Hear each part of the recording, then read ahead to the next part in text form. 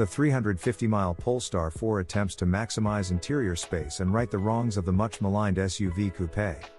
Polestar is a design-driven, pure electric brand, so the arrival of the Polestar 4 is no surprise, especially, coming as it does, after Polestars 1, 2, and 3. But what is thought-provoking is that this savvy brand of lateral thinkers and style mavens wants to rescue one of the more egregious automotive niches, the SUV coupé. It helps that the company's CEO, Thomas Ingenlath, was a designer in a former life. Rather than simply modifying an existing SUV, giving it a faster roofline, and as a result compromising elements like rear headroom and comfort, we have designed Polestar 4 from the ground up as a new breed of SUV coupe that celebrates rear occupant comfort, he claims.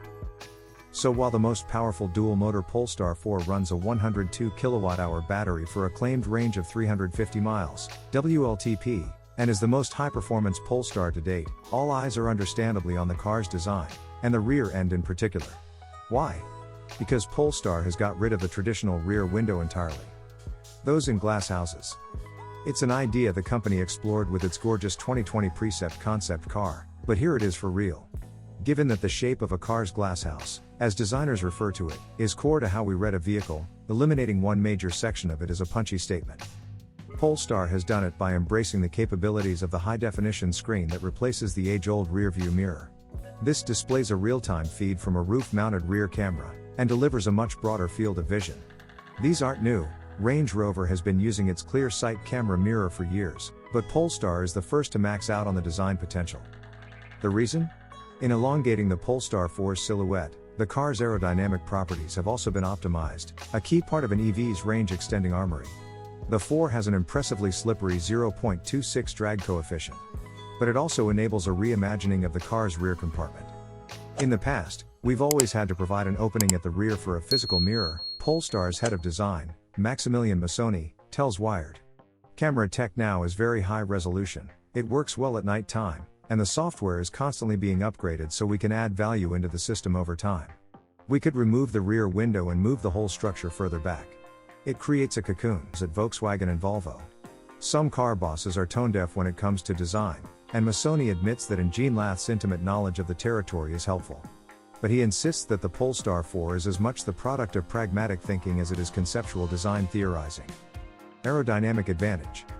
The car's development has been driven by the availability of technology, but it also improves aerodynamics, and it improves the roominess of the interior, Massoni says.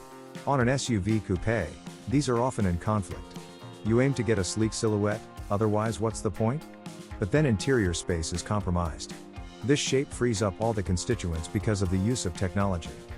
There are some old-school solutions that we've learned to live with, he says. But as a designer and engineer, it's obviously good to say, do we have the technologies now that could compete with this? Usually the answer is, yes, but they're not quite as good, so let's forget about it. But if you use digital technology, like a camera and the accompanying software, there are more features you can add. The extrapolation of these things gives you so much potential. Although the deletion of the back window risks a certain claustrophobia, the 4's rear compartment seemingly manages to envelope occupants without plunging them into existential gloom. Several things help here. Firstly, a full-length glass roof is standard, with the option of an electrochromic function to switch between opaque or transparent. Crucially, the glass roof stretches back and beyond the rear occupants' heads, and finishes part of the way into the area in which a traditional rear window would sit. Massoni and his team have also doubled down on the cocoon effect by angling the exterior beltline up on the rear doors.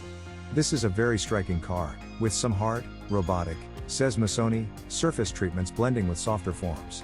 Importantly, the Polestars 3 and 4 are fully differentiated, and the new car sits between the 2 and 3 in the hierarchy. Extra interior. Then there's the interior. The 4 uses what Massoni loftily calls soft tech, inspired by sportswear and featuring new treatments for Polestar. There's a tailored 3D knit textile, which consists of 100% recycled PET, a form of polyester, co-developed with the Swedish School of Textiles, bio-attributed micro-tech vinyl, which replaces crude oil with pine oil, and ethically sourced Nappa leather. The rear headrests are bigger than usual because there's no need to worry about them obscuring the view behind. Front or back, this is an interior that potentially manages to be stimulating yet calm at the same time.